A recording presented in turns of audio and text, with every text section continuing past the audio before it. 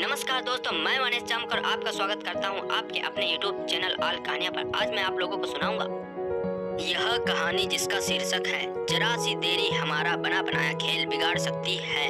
तो सुनिए। बहुत दिनों की बात है, किसी शहर में रमन, घिसा और राका 3 चोर रहते थे।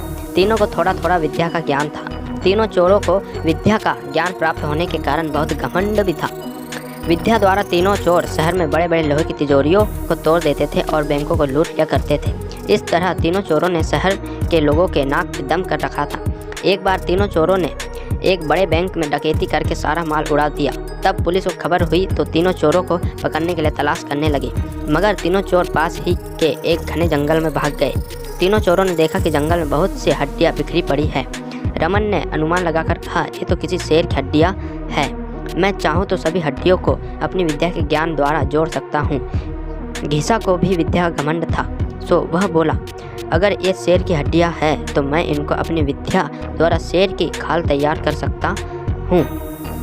रमन और घिसा की बात सुनकर राका का भी घमंड उमड़ पड़ा और उसने कहा, तुम दोनों इतना काम कर सकते हो तो मैं भी अपनी विद्या द्वारा इसमें प्राण डाल सकता हूँ। तीनों चोर अपनी विद्या का प्रयोग करने लगे।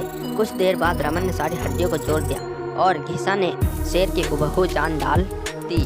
थोड़ी देर में तीनों चोर सामने एक जीवित भयानक शेर को देखकर थर-थर कांपने लगे, मगर शेर के पेट में तो एक दाना नहीं था। वह भूख के मारे गरजता हुआ तीनों चोरों पर हमला कर बैठा और मारकर खा गया। शेर मस्त होकर घने जंगल की ओर चल दिया।